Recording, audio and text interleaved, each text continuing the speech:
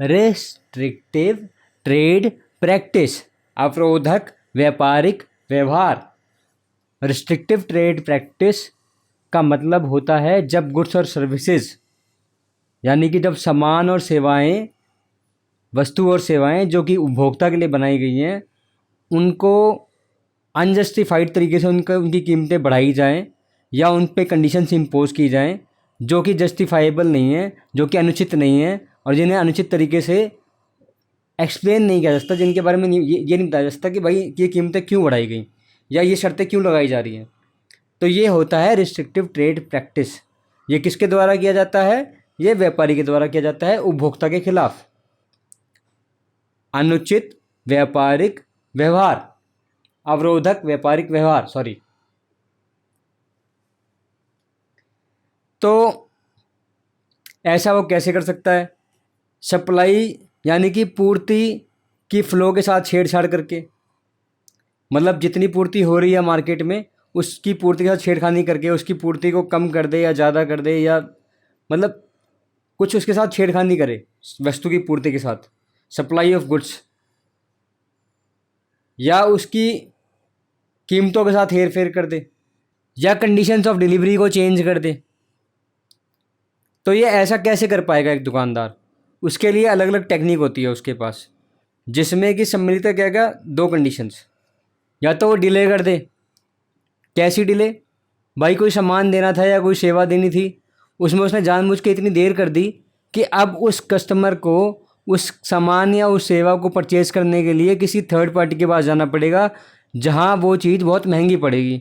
और ये पहले ही एग्रीड था उस कस्टमर और उस सर्विस प्रोवाइडर या उस सेलर के बीच में कि आप मुझे ये एग्रीड टाइम पे इतना जो भी सामान है या जो भी सेवाएं हैं आप मुझे देंगे।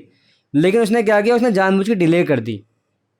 तो ये एक रिस्ट्रिक्टिव ट्रेड प्रैक्टिस का ये एक पार्ट है, जहां एक व्यक्ति पे ऐसी कंडीशन लगा दी जाए कि उसे कोई वस्तु या सेवाएं खरीदने के लिए उसे उसके साथ और भी कोई वस्तु या और कोई सेवा खरीदनी पड़ेगी, और उसके लिए उसे पैसे देने पड़ेंगे जो कि पहले नहीं देने पड़ रहे थे, लेकिन अब जो नई शर्तें लगाई गई उसकी वजह से देने पड़ रहे हैं, और जो वो शर्तें अनुचित हैं, अनजस्टिफाइड हैं, जिन्हें न्यायिक तौर पे जिनकी एक्सप्लेनेशन नहीं दी जा सकती। तो ये भी रिस्ट्रिक्टिव ट्रेड प्रैक्टिसेस है, अवरोधक व्यापारिक व्यवहार। आज से कई साल पहले नमक की कीमतें बढ़ा दी गई थी, और एक 2 या 4 रुपये का नमक जो उस समय मिलता था 15 साल पहले या 10 साल पहले, वो उस समय 10 रुपये पैकेट का हिसाब से बिका था। शायद उस टाइम कैप्टन कुक वगैरह भी थे, आपको याद आ रहा हो थोड़ा बहुत। तो पूरे देश में नमक के नाम पे ऐसी अफवाह फैलाई गई थी कि नमक का रेट रातों रात बढ़ गया था, जबकि नमक की पूर्ति पूरी थी, लेकिन ये एक तरीके से अफवाह फैलाई गई। और ऐसे में लोगों ने सप्लाई को जानबूझ के ऐसे मैनिपुलेट किया कि दुकानदारों ने कह दिया कि ये नमक जो हमारे पास पड़ा हुआ है हमारे पर्सनल यूज़ के लिए, अगर आपको चाहिए तो हम इसे थोड़े महंगे रेट पे आपको दे सकते हैं। तो ये रिस्ट्रिक्टिव ट्रेड प्रैक्टिस और अनफेयर ट्रेड प्रैक्टिस दोनों में ही कवर होता है। लेकिन फिलहाल एक दुकानदार या एक सप्लायर सप्लाई के साथ छेड़खानी कर रहा है, तो ये रिस्ट्रिक्टिव ट्रेड प्रैक्टिसेस का पार्ट भी माना जाएगा। ठीक है। रिस्ट्रिक्टिव ट्रेड प्रैक्टिस की ज़रूरत एक कंज्यूमर को कंप्लेन करते वक्त पड़ती है, यानी जब वो शिकायत करने जाता है तो वो रिस्ट्रिक्टिव ट्रेड प्रैक्टिस के बाबत शिकायत कर सकता है। रिस्ट्रिक्टिव ट्रेड प्रैक्टिस की ज़रूरत या इसका प्रयोग जो है, यूज़ जो है, ये कंप्लेंट के टाइम पे किया जा सकता है। यानी कि कोई दुकानदार अगर आपको जानबूझ के सप्लाई डिले कर रहा है और जानबूझ के आपको कहीं और से परचेज़ करना पड़ रहा है उस सामान को, और आपको साफ साफ दिख रहा है, अपील हो रहा है कि भाई नहीं ये गलती हो रही है दुकानदार के पार्ट पे, या किसी भी मतलब बायर को ऐसी कोई परेशानी आ रही है, तो ये रिस्ट्रिक्टिव ट्रेड प्रैक्टिसेस का पार्ट होगा। ठीक है। जिसमें आपने पैसे दे रखे हैं लेकिन फिर भी आपको ज़्यादा कीमत पर वो सामान कहीं और से लेना पड़ रहा है, और ये उस दुकानदार की नॉलेज में है, और वही सेम प्रोडक्ट आप उसी दुकानदार का किसी और दुकान से वो उठवा रहा है आपसे ज़्यादा रेट पर। ठीक है। तो ये रिस्ट्रिक्टिव ट्रेड प्रैक्टिस का पार्ट हो गया। तो इसकी ज़रूरत हमें पड़ती है शिकायत करते वक्त। एक कंज्यूमर का जो अधिकार है उसमें भी कोई दुकानदार उसके अगेंस्ट में रिस्ट्रिक्टिव ट्रेड प्रैक्टिस की कोई भी इस अवरोधक व्यापारिक व्यवहार की कोई भी गतिविधि उसके खिलाफ करता है जो कि उसे वो एक्सप्लेन नहीं कर सकता, न्यायिक तौर पे उसको बता नहीं सकता कि भाई मैंने क्यों ये शॉर्टेज सप्लाई में पैदा की या क्यों इस तरीके से किया। तो ऐसे में एक कंज्यूमर उसके अगेंस्ट एक्शन ले सकता है, तो ये उसके अधिकारों का हनन माना जाएगा। तो अवरोधक व्यापारिक व्यवहार जो है वो कंज्यूमर राइट्स में भी आता है कि आप एक दुकानदार रिस्ट्रिक्टिव ट्रेड प्रैक्टिस नहीं कर सकता अगेंस्ट कंज्यूमर। ठीक है, अगर ऐसा करता है तो उसके अगेंस्ट एक कंज्यूमर कंप्लेंट कर सकता है, एक उपभोक्ता कंप्लेंट कर सकता है कंज्यूमर फोरम में, उपभोक्ता फोरम में।